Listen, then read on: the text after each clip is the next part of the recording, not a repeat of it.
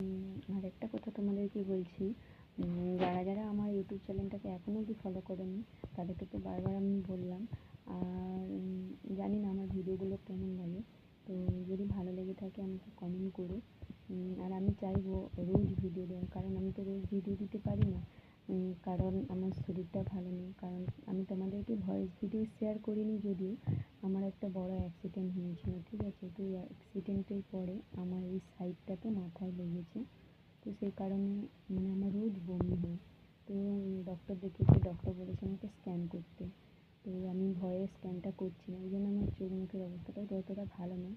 তো তোমরা আমাকে উপরওয়ালার কাছে দোয়া করো যেন আমি আমি যেন খুব তাড়াতাড়ি সুস্থ হয়ে উঠতে পারি, আমি যেন ভিডিও বানাতে পারি।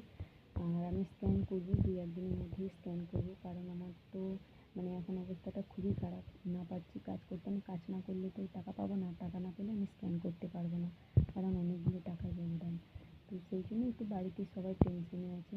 তো চলো, কোনো ব্যাপার নয়, সবাই ভগবানের কাছে এবং আল্লাহর কাছে সবাই দোয়া করো এবং ঈশ্বরের কাছে প্রার্থনা করো যেন আমি খুব তাড়াতাড়ি সুস্থ হয়ে উঠতে পারি।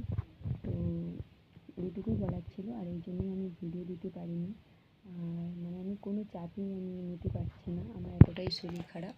তো আজকে বাড়ি এসেছি, আবার চলে যাবো, আজকেই চলে যাব।